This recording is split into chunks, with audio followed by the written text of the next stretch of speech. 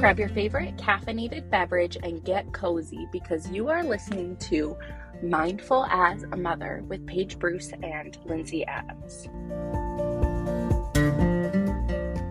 This podcast is not intended to be a substitute for therapy or the therapeutic relationship, and the information given in this podcast is purely for educational purposes and is not intended to replace the advice of a professional.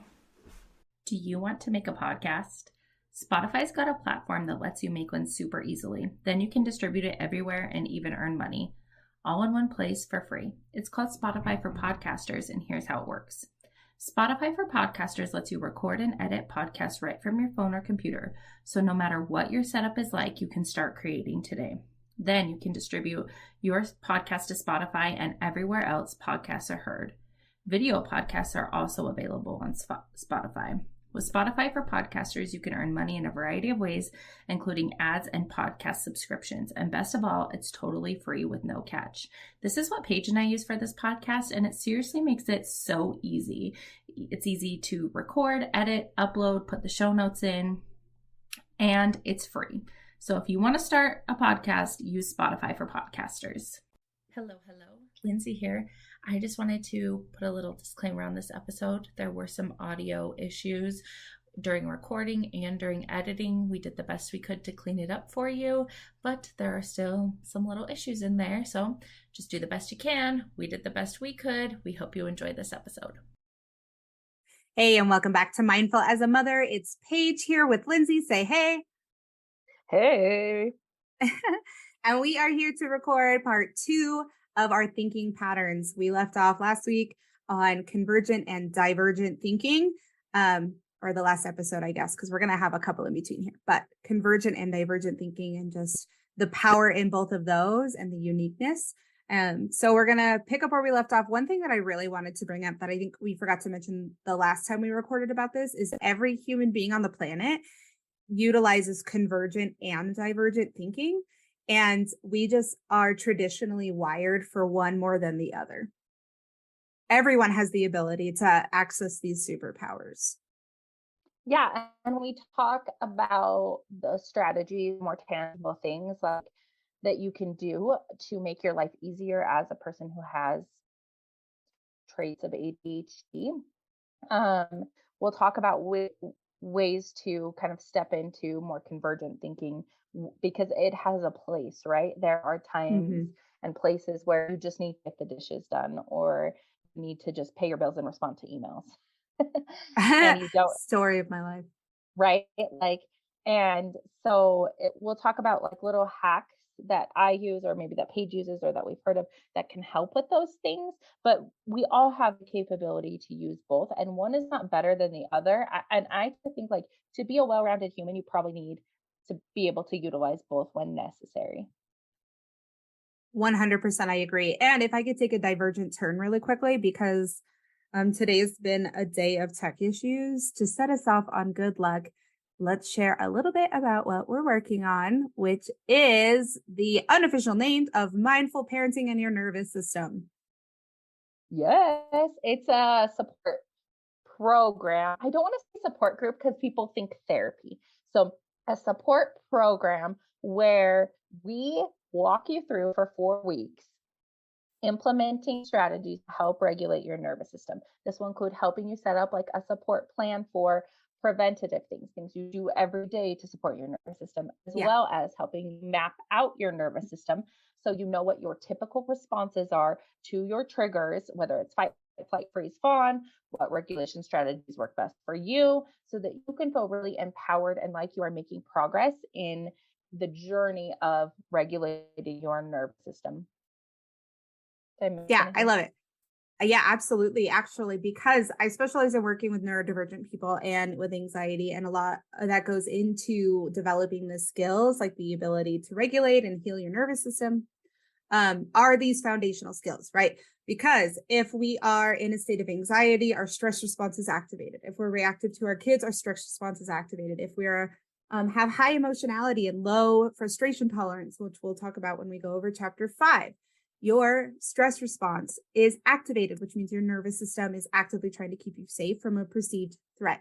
So, what we'll be doing, which I love, is pretty much what I cover in a lot of my therapy sessions because we have to start at the foundation. We have to learn the foundation of moving your nervous system out of fight or flight so you can access healing in the different parts of your brain before we can learn to control or mitigate your symptoms. So, I'm excited about the group specifically for that reason. We'll be able to work with you, providing the same information that we know has been foundational and vital for the healing of so many of our clients. Yes. And this is the first time Paige and I have done anything resembling a group program. So our journey, Mindful as a Mother's journey, has been the podcast and these kind of like one-off, couple times a year we'll do a master class or have an offer, right? And they're mostly all been master classes, right? Yeah. Yeah. So this is the first time we're doing anything like a group program. And I feel like it's time. I feel ready. I think we're ready for it.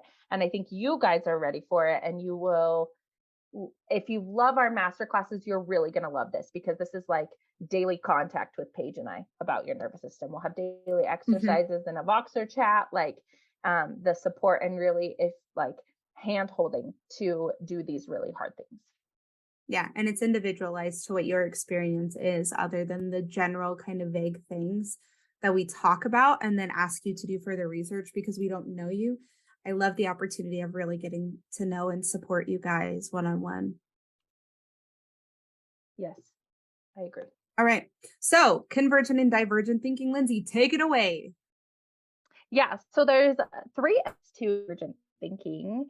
And the last one is my favorite, but we'll start with the most boring one first.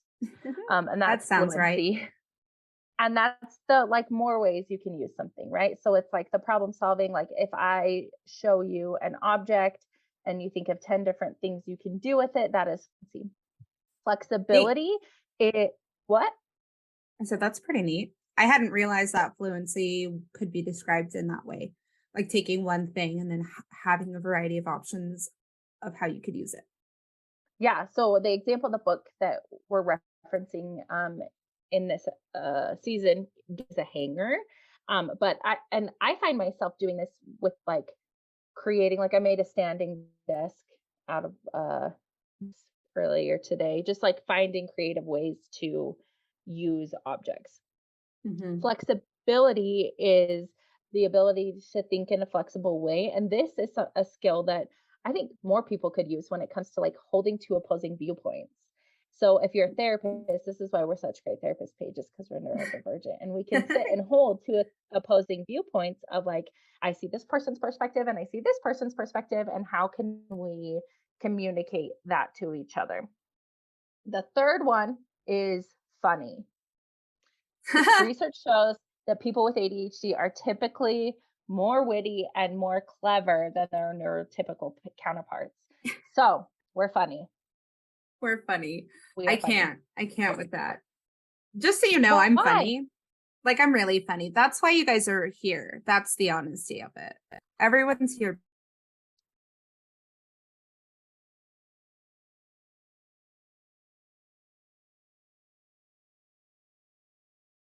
We had to pause because we had a technology freeze, and the going belief is that I actually am hilarious, but I was resistant to the idea. So here we go. I love it. I used to have this saying when I was in college, and I would never, this is really bad for your self-esteem. I'd never recommend saying this to yourself, but I said, if I can't be pretty, at least I want to be funny. Like that's my goal in life, is to be funny. So I've always made myself like very humorous. Yeah. Well, I think you're pretty and funny. Thanks. Yeah. I probably shouldn't have been talking to myself that way back then, but I've always loved my sense of humor. Okay. So those are like wrapping up the upsides of divergent thinking. We're talking about the downsides, and these are not, I don't want people to see these things as like a end all be all and feel bad about yourself or get stuck in this helplessness feeling. Like Paige said at the beginning, we all have the capacity to think convergently and divergently. These downsides happen when you get stuck in only thinking in a divergent way all of the time, right? And most things all of the time are bad. Sleep is good unless it's all the time, right? Yeah. Yeah, that's a great point. Moderation, all things in moderation. And sometimes we have to practice what moderation looks like. So, and I want to talk about how these pertain to parenting too, because almost everyone here is a parent. So the downside is you can get stuck in the weeds, meaning you get focused on things that maybe don't matter as much. And I've done this before. I'll get really hyper focused on one detail or thing or one topic that isn't actually important to like the grand scheme of things. The other thing that can happen is when I'm parenting, I'll get focused on maybe a behavior or something that isn't all that important in the grand scheme of things, but to me, it feels like I need to figure out why my kid is doing this. How can I help them, blah, blah, blah, when really it's just maybe that they had a bad day. Examples can you think of for getting stuck in the weeds? Literally yesterday when I should have been reading chapter 5 of this book and coming up with the skills I wanted to bring to our audience, and instead I was writing emails. Yeah, I do that all the time. Because I do, yeah. And I put off the thing I need to do first. Like I should. The low-hanging fruit. Yeah. Is that what we call it? No. Things that I need to do first are typically the hardest, which is the high apples in the tree, because I don't want to climb up there and pick those apples. So I'm going to pick whatever's close. Oh, you know what I've been avoiding? There we go. It just slipped my mind. I've actively been avoiding cleaning the playroom because I know it's going to be mundane and boring, and it's going to take a lot to like force myself to do it. And I keep thinking that I'm avoiding it because I know it's boring and it's like an undesirable task. But now I'm going to get ants. Anyways, I was thinking about that. Yeah. Well, and I think too, that requires a lot of executive function. So sometimes you know what, like planning, organizing, making decisions, like it's exhausting for an ADHD brain to focus and do that. And so you're knowing it's going to be difficult. So you're avoiding it. Yeah, exactly. I'm like, don't worry, I'll just do all the laundry in the house. And then clean the playroom. If I have time. Done. And then you never have time, right? Yeah. The second one is too much information, giving too much information, too much detail to things that maybe we don't need to give as much detail to. This can also include going off on tangents that don't actually matter. When I tell a story, I'm like giving context. I'm all over the place, sharing things that maybe don't need to be shared. Listen to this podcast, and I'm sure you'll hear a lot of that from me. So yeah, I was like, oh my God, literally every time I interrupt you on this podcast. But I went on a date with Zane last night, and I've been working on this part because I get a lot of comments about they're like, you don't have to tell me all that. And I was like, but I'm just talking. Like, I'm not justifying, I'm not defending. Like, I'm literally giving you every detail of the story because that's what my brain tells me is important to tell you. And so last night he asked me a question that I can't remember what, something about the schedule. And he watched my eyes flutter around for a minute. And then I was like, yep, it'll be a pretty busy week. And that he's like, that looks really suspicious. Like I'm trying to plan something mischievous. We were talking about how it comes across that way. But in reality, I was filtering because when he asked me that, I was about to give him every single detail of everything I had to do this week, even though it has nothing to do with him. So I was like actively trying to filter it. But you read it all over my face that something's happening in my brain. And then I don't say it out loud.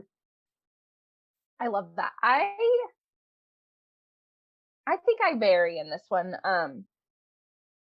It just kind of depends, but I think sometimes it is important for me to like talk through things as problem solving.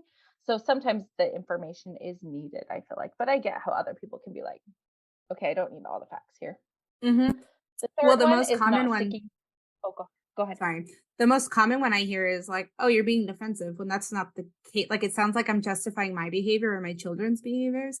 But I think the problem is that I know so much about human behavior that now I'm just like, la, la, la, la, la, la, la, la, la, la, la, la, instead of like, here's the answer.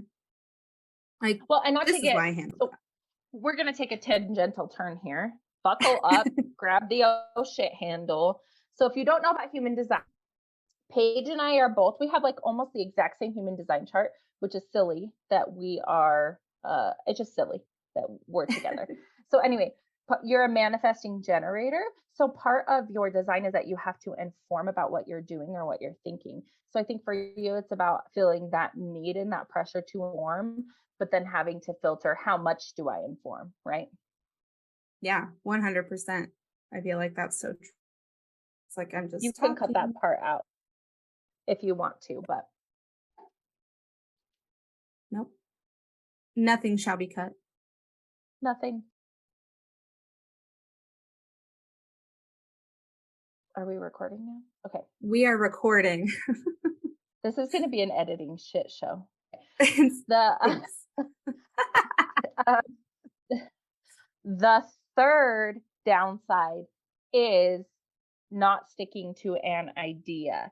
And this can be, I mean, and this goes with like not being able to implement. So having a lot of ideas, not implementing them all, not following them through to completion, having one idea and then having another idea and then having another idea and not ever starting anything. This can be really frustrating for people around us. It can also be like the number one killer of productivity or actually getting things done. That's so true. I feel like I identify with that. Like I'm going to go, I have all of these things to do, and I don't really know the best use of my time. So then I end up not doing any of them.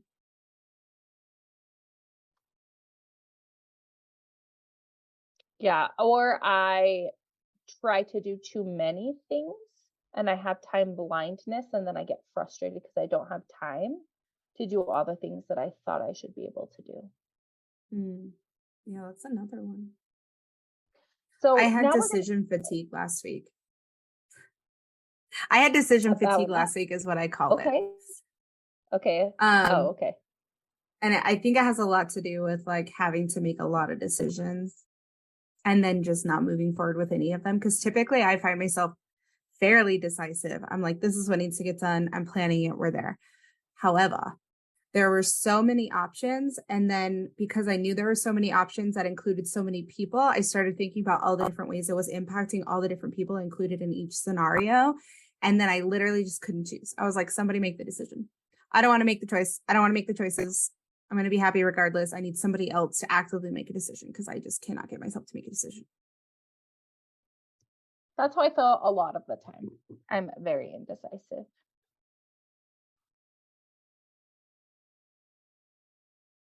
And maybe I just had this thought, but really when it only requires other people's input. So, like what we're going to eat, I feel indecisive because then I'm like going through my head, like, well, I know this person likes this and this person likes this and this person likes this. But if I was on my own, I would just get what I wanted, you know? Yeah. So it feels a little easier to be decisive that way.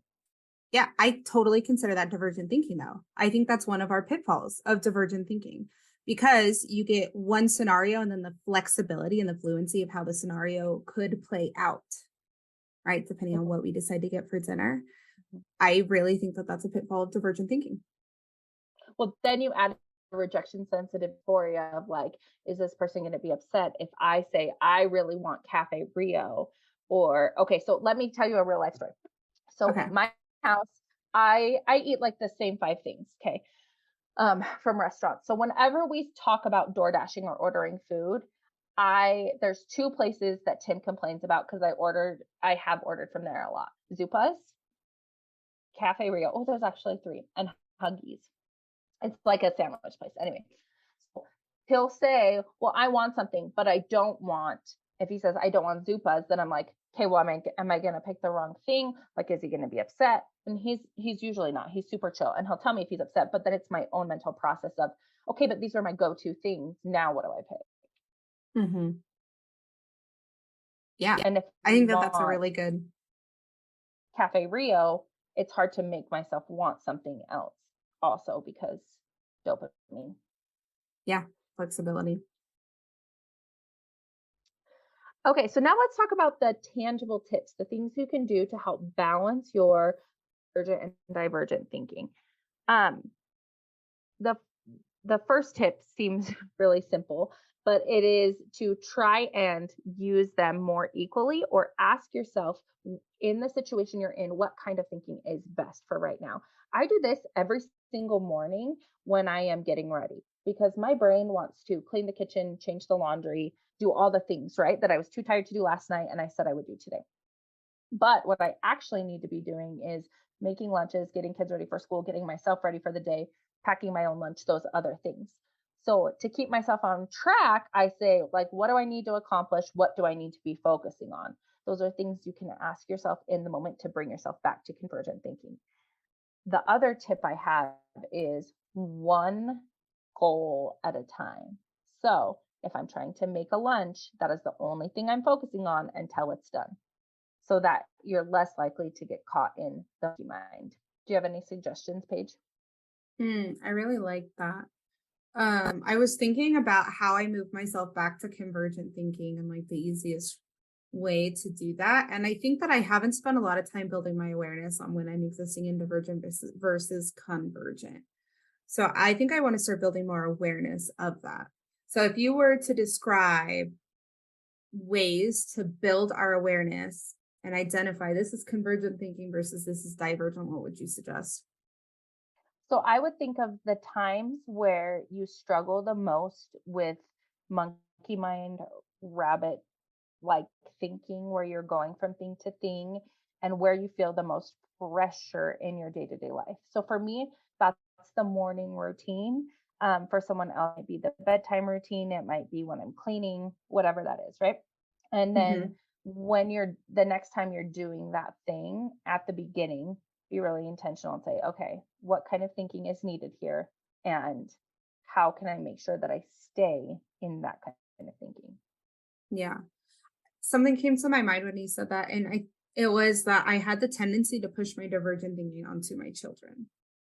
So like they are doing the thing that I've asked them to do, but then halfway through that thing, I'm telling them to do something else. Oh, Have you same, ever? same. Okay. And sometimes Tim will be like, slow down. And some of it is because of the time blindness. Like, and I'm all over the place. Like, I just am like trying to hurry them too. Yes. I've noticed myself doing that, and I felt like, based on my knowledge of it, not because I was actually feeling it, but I was like, I think this is not good for them. I think I'm setting mixed signals, and then they're not going to bring any task to completion because I'm asking them to do 1,000 things at once, not realizing that that is what I do constantly. And so, what I started doing, and I'm going to use this to apply it to myself, was I started intentionally slowing myself down. I think that's a lot of my coping skills for a lot of things, and including flexibility. Like if I have to pivot last minute, I have to intentionally slow myself down. And it doesn't mean that the feeling goes away. I still have this like felt sense of urgency within me, or like I'm forgetting something, or I need to be doing something right now, but just acknowledging that that exists and holding on to the idea that it will end, like that feeling will end. And if I can ride that wave, then I will be able to achieve more flexibility and it will be all right. Yes, dude, since I've been regulating my nervous system, I've become more and more in tune with, I can tell when the motor is revving, like when I'm starting to like amp up to being scattered or in like low level fight or flight. And that's where I Hmm. think I start to not be able to finish one thing and I'm kind of doing stuff all over the place. And so knowing what that feels like in my body, I wish I could describe it better. It kind of like I'm doing a lot of things but not getting anything done, and I'm just all over the place. Um, and now that I've recognized that, if deliberately slow down and focus on just one thing, I can almost immediately get back into a regulated space. Now I'm doing other things like meditating and other nervous system supporting things as well. But like Yeah. that has really helped me, because if I spiral too far, it can take me a long time to get back to a regulated state. Yeah, absolutely. I agree. I think it's really interesting that so much of our bodily awareness increases when we start to take care of our nervous system more often, because you can identify it sooner and like at lower levels when things are happening. Like I think about Yeah. me, it was 7 years ago when Zane hurt my feelings. And while he was at work, I packed up the children and I drove. to a different state for a vacation. And he didn't know until he got off work. And I was like, I was literally fleeing. That was flight, active flight. But I couldn't identify it on an internal or an emotional level. Like I was physically flying away because it was like an emotionally tense situation that we were trying to work through. And I wasn't like used to being in a safe place for any kind of emotional expression. So I was like, that's so funny. And so when I realized that, I started noticing that some of my instinct is to like flee, fly, whatever it is. I don't know how to say it in present tense, but like emotionally, I try to leave, whether that's like my physical proximity of like driving. I literally drove from Arizona to Idaho. He called me when I was in Vegas and he was like, where are you? And I was like, oh, Las Vegas, Nevada, which is like 6 hours away from where I lived. Like I had run away 6 hours on my way to Idaho. So anyways, bringing it all back.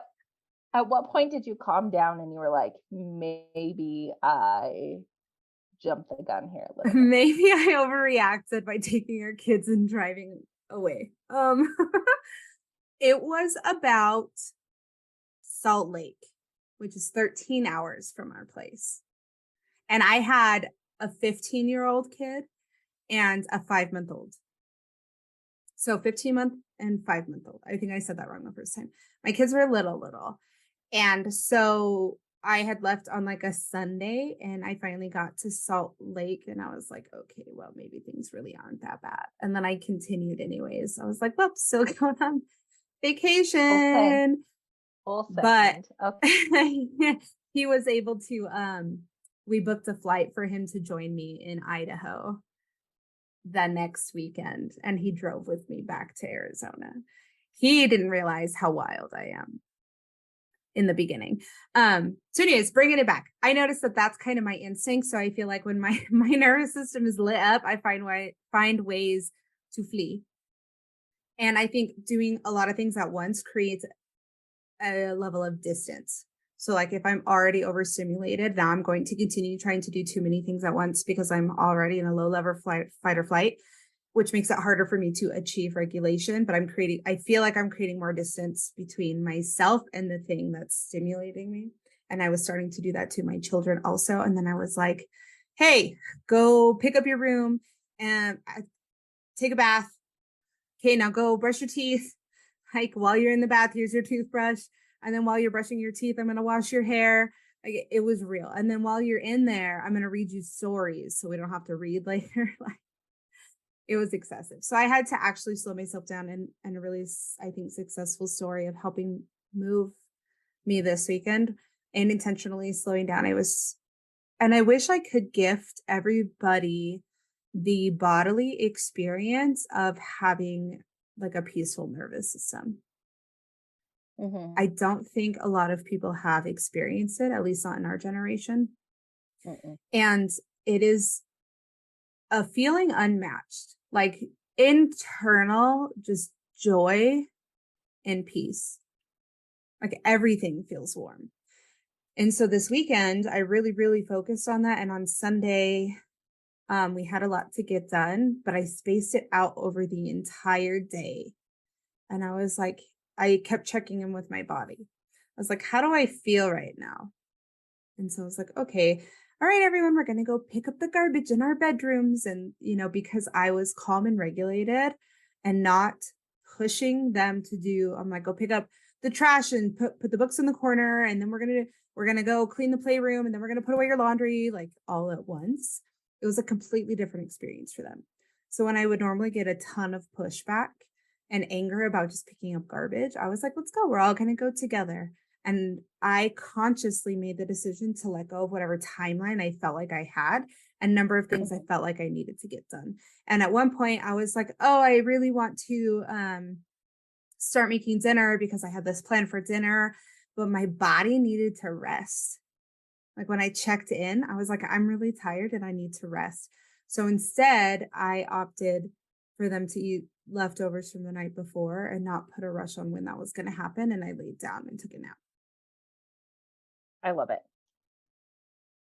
I So love it. that was a little divergent tangent there for us. But one way that we can actively move from divergent to convergent thinking is trying to focus on one thing at a time.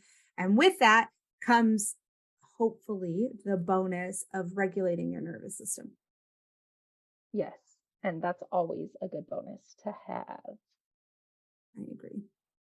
This kind of lends to what you are talking about, focusing on too much on accomplishment or the end product instead of the process. So if we get focused on too many end products, like having all the boxes checked, all the things done, it can distract us and send us into more of like a doing 100 things at the same time. But if we focus on the process of the thing that we're doing, it's easier to stay present in the moment. So and enjoying the process. You'll find so much more if you focus on enjoying the process, even in the like simple, mundane, boring things, than enjoying the outcome of it. Yeah, I agree. And learning to let go of the outcome. Detach from the outcome has been something that I focused on too, which being able to detach leads me to more convergent thinking. Yeah, Excellent. I agree. Yeah, being able to tap into that. So if you find yourself stuck in finding problems, try and finding solutions. So this can like help. It's a hack that like helps trick your brain into that convergent thinking. So if I'm noticing like, okay, I need to do this, this is out of place, this is out of place. It's like, okay, what is the solution for the messy kitchen? Well, first I need to clean the dishes. Okay. So trying to be solution focused when you need to use that convergent thinking. Let me, I got notes.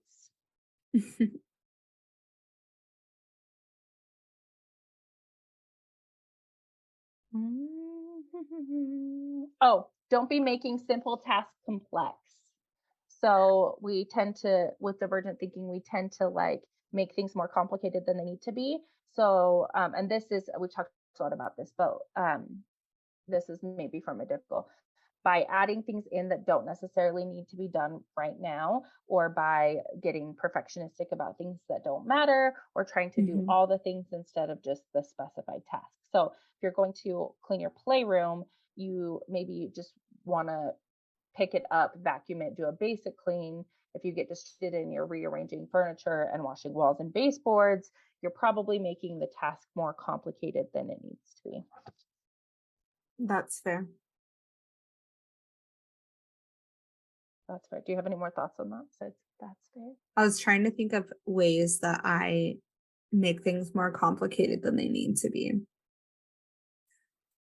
Definitely giving instructions to babysitters way more complicated than it needs to be. Excuse me. Yeah, and Like I go ahead. I was just thinking when we went out last night, I was talking about um bedtime for the kids and that I had changed because they had taken care of our kids before, that I had changed the routine. And so basically I was like, I haven't given them any melatonin. And then I was like, this is why, and these are the behaviors you can expect to see. And if this happens, then we can look at it this way, which I think is a lot of divergent thinking. And really, in reality, Zane was like, so no melatonin, and we're going to go. And it was like, okay, yeah, that's basically what I meant. I was just making it really complicated. Okay. So I want to talk about ways to help if you're struggling with switching from divergent to convergent thinking. We've talked about like checking in with body awareness. What does the task require in this moment? But some two other really practical things you can do. They kind of tie into each other. One is schedule convergent tasks and divergent tasks if you can in blocks. And I kind of do that. We kind of run our business this way, and where we have like big blocks where we record episodes because that is more like divergent thinking. And then I have blocks where I do like my admin stuff and my notes and those things that require more of like convergent. I need to stay focused on the task at hand. So having a time block schedule. So maybe cleaning is in a certain hour of the day and self-care time is a certain hour of the day. This can help you get in the frame of thinking you need to be in and stay in it for longer periods of time. People with ADHD really struggle with transition. So if you go from like a convergent task to a divergent task, it can be really hard to like go back and forth. But if you can group the tasks together, you can kind of get all of the convergent tasks done at one time and then move to the divergent or however you want to do it. The second tip is to reduce the number of transitions that you have in your day. And the block schedule does this. So because that transition piece is hard, trying to reduce the number of times you have to transition if you have something that you really need to get done. Okay. So an easy way to think about this would be convergent tasks are things that require focus and a very streamlined process. So like, let's say bookkeeping, let's say writing notes. That's us as a therapist, or like, Paying bills, emails, yes, cleaning. answering emails, things where we go from point A to point B. Like that's it. That's where we need to go. And divergent tasks are things that take a little more creativity. Like we can group them as creative. Would that be fair? Yeah, or like allow for that time piece or more flow. Like a flexibility. Yeah. Because I know in our business, divergent time blocks are creativity. So like recording the podcast for us are divergent, but preparing the podcast for us are convergent. Yeah, 100%. Yeah, this can be also like if you have something you're interested in and you want to like do research on it or like explore it, it's hard because most of the world wants to be like more convergent thinking. Okay. I'd like to come up with more examples of divergent to help our audience be able to identify that in themselves. The only thing I can really connect it to is creativity. And I think that's because that's where most of my divergence flourishes in like creativity and problem solving. Well, and maybe I would say because your brain naturally probably likes that state more, those are going to be the times where you're more like your times where you're connecting with friends or you're more like in your authentic self and you're not forcing Mhm. your brain to be more in the convergent thinking pattern. Okay. What would you define it, the convergent thinking pattern? Where you're focused on one problem, one solution. Okay. That's what I was looking for, I think. One task, one way to do it. So like if you're just chilling with your family, you could be doing whatever. But if you're like, okay, I need to return emails, I need to pay the bills, I need to do the laundry, those are like, one task, very straightforward. one solution. One solution. Yeah. Okay. I think that helps. I think that would be an easier way to categorize if I'm looking throughout my day and I'm like, hey, what's convergent? What's divergent? How can I maximize my potential in each of these areas? If I think of it as like, okay, one task and one way to complete it. What are things I have to do today where it's one task and one thing to complete versus more flexibility? Okay. So I saw this reel on Instagram. I'm gonna find this girl's name so I can give her credit for it. And this will be a really good example. This will help you. But I just gotta find her name first because I don't remember anyone's name. Same. Okay. Okay, it's Life's Pretty Wild is her Instagram handle.